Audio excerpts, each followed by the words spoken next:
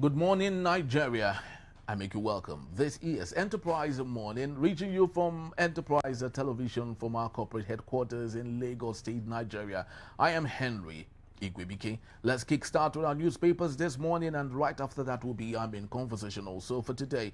Please do well to be part of what we do have a say and what we say. You can find us, reach us when you visit us right here at enterprisetvnews.com. You may equally like, comment, and follow us on all our social media platforms at Enterprise TV 7. Today, of course, I'll be doing the newspapers alone, and but most important is to see all that we have going on from our newspapers for today. And we'll start our conversation with the Guardian newspaper for today, just to let us know what is in there. The big story we have is 33 years later, hope dims for safer pipeline supplies of Jet A1 to our airports. And on the top strip of the same newspaper, we have other growing interesting stories here that reps Lord Tinubu's intervention payment of protesting contractors. It's safe to say that last week we saw contractors who disrupted seating at the National Assembly because they were not paid for the renovation of the seat of power, which is the National Assembly. And because of that, both the House of Rep and the senators had to seek for 1 week leave so as to ensure that that was taken care of by the executive arm of government. And we have it here that Bola Ahmed Tinubu had made that possible for the contractors, a very good one. And beside that particular story, we have again court adjourns suit on PDP convention, despite a judge in Oyo stating that the convention could go on in Ibadan. But of course, right now we have the court, of course, had adjourned that again. And this is building up to stating if the PDP has more than enough flesh and muscle to wrestle power of the APC. Of course, it's a developing story, and we'll see how that goes. And we have, still from the Guardian newspaper, EFCC declares ex-governor Silva wanted for alleged fraud. Remember, Silva, the former minister, state for petroleum, was fingered in the coup scare that we had going on in Nigeria to oust President Bola Ahmed Tinubu. It's been reported that he was one of the chief financiers of that coup scare, allegedly. And the question Nigerians would ask is that the reason the EFCC is going on him? Of course, it's been stated that they found out a $14 million misappropriation of funds while he was the minister state for petroleum. Well, from that particular story, we have other growing story that WHO declares 24 million living with diabetes in Africa. And of course, Nigeria, the giant of Africa with over 200 million people, start to say that possibly we might, of course, lead that statistics with a large number of people infected with that disease. And from the bottom strip of that same newspaper, which of course is the Guardian newspaper, we have a federal government urges calm as Soyinka northern groups reject Trump's genocide claims. Of course, the federal government under President Bola Ahmed Tinubu has no choice right now but to call for calm, because the more those who dissent in voice, that is, continue to talk about these things, I would love to believe it's worsening the situation. It's worsening the diplomatic efforts that the federal government is possibly putting on board to ensure that the rift of the fracas between Nigeria and Donald J. Trump and the United States of America, comes to a lasting end. So I'd love to maybe say congratulations to the federal government for coming in and asking everyone to maybe slow down their temperature on this particular ongoing fracas. And we have equally other matters: fraud, apathy, threatening democracy. Dixon Amechi says, remember the ADC right now started on a very congratulatory height and vibe. Right now, the ADC seems not to hold its back yet again. We've had off-cycle elections twice.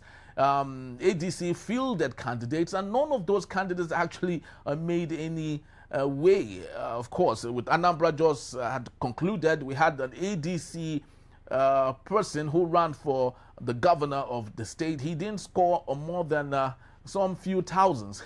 One would say if ADC is truly ready to take over power from the APC-led administration. From the Guardian newspaper, ladies and gentlemen, let's move on to Daily Trust newspaper.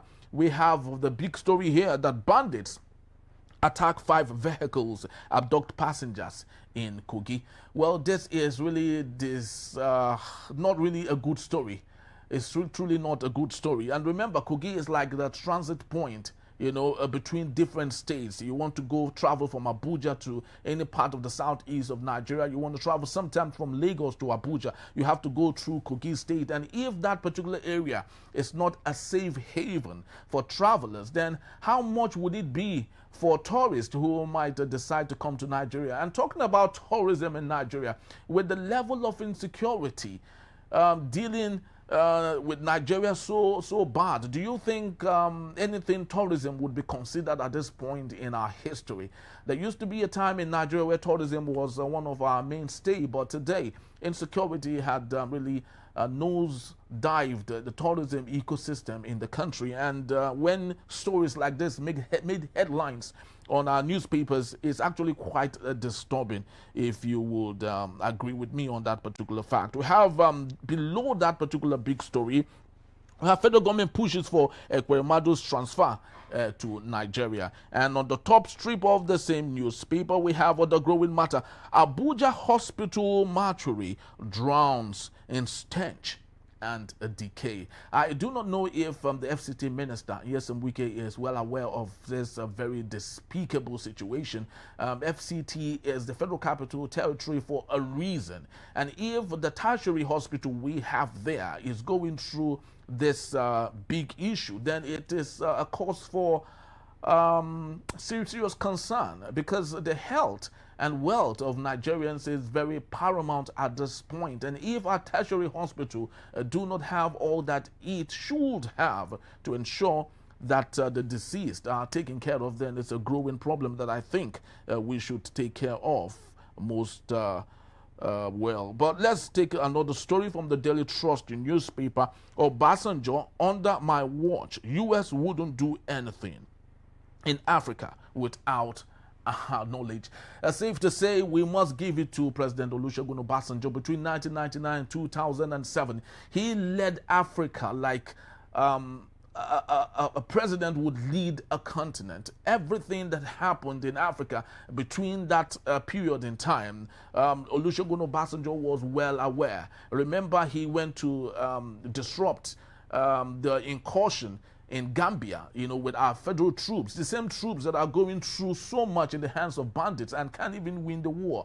There used to be a time when Nigeria was ahead of the curve during President Olusegun Obasanjo, and that's what he is stating here, that during his time in office, that U.S. wouldn't do anything in Africa without his knowledge. Can we say that for President Bola Ahmed Tinubu? And this a growing matter, and this speaks to the importance of symbolism and how mighty it could be from different fronts and from different individuals. And we have on the bottom strip of the same newspaper, many killed as Boko Haram, ISWAP clash in Lake Chad region. I wish my editor would love to play the video, the viral video of these two insurgent groups battling amongst themselves, leaving lots of people dead. And while all of this happened in our territory, a security operative, the DSS, the Nigerian police, the military, I love to believe, sat down allegedly like spectators watching everything that was going on between these two insurgent groups.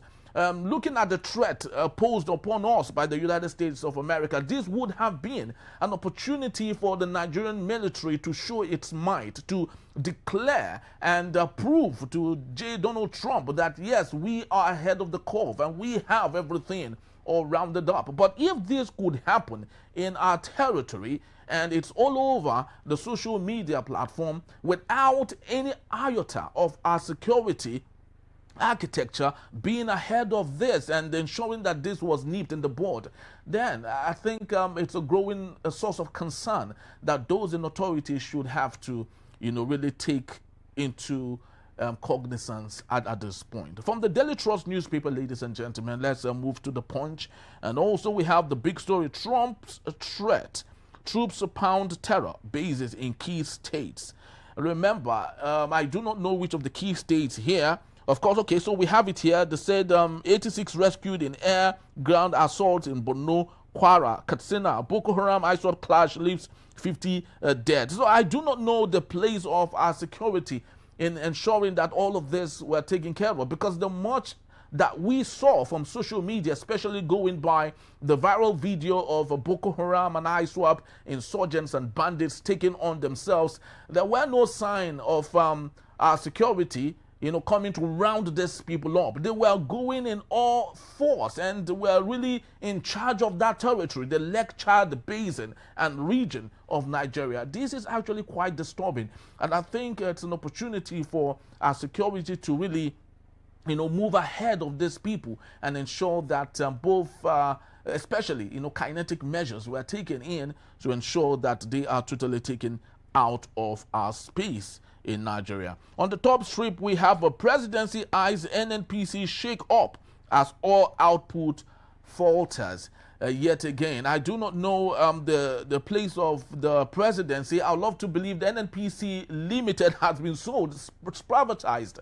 And lots of Nigerians have questioned why the federal government still wants a bite of what has been privatized, which shows that the reason we have lots of issues with our oil ecosystem in Nigeria is simply because of the deliberate effort of the federal government to keep the incursion going on in that particular ecosystem. I would love to believe if it is privatized, wholly privatized, then it should be allowed to be there, and so NNPC can compete rather than one time or another, having the presidency and those in authority have a say in that ecosystem. Over 100,000 policemen assigned to VIPs in Nigeria. We have a total of about 400 to 500 military personnel, police that is, in Nigeria. And if over 100 are assigned to VIPs, how many is left to take care of Nigerians? Remember, we're a population of about 200 million people. So do the maths, and you will see how bad the situation is. If over 100,000 are assigned to VIPs, and most of these VIPs, lots of people have argued, are some of the biggest issues that we have in Nigeria. So if those, to some extent, who have contributed to the problems that we have are properly taken care of, are secured by our police force, then it means that there's a growing source for concern here. Over 100,000 of Nigerian military personnel taking care of our VIPs.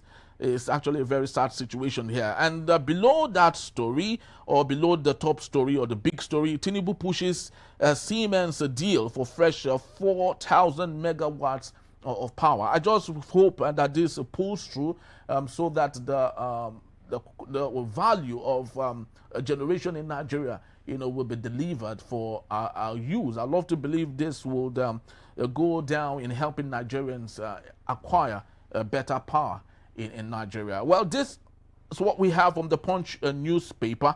And let me just do one more story from the Vanguard also. We have the big story: insecurity. NAF strikes to kill terrorists, the bandits in Borno, Kwara, Katsina, and others. On the top strip, 2027, Reagan, worst coup. That's coming from Dixon Amechi. I do not know what their statement means at this point, especially going by what happened in Anambra, the vote buying, excessive nature of that. And of course, these two gentlemen are saying that if 2027 is rigged, then that would be the biggest, largest, worst coup ever in our democracy.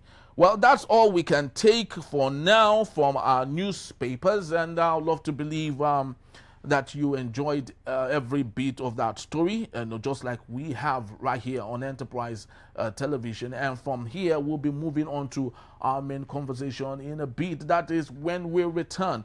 Tinubu reportedly sent high-powered delegation to the UK for Ekweremadu's case. That in a bit, still Enterprise Morning. Don't go anywhere. I'll be right back.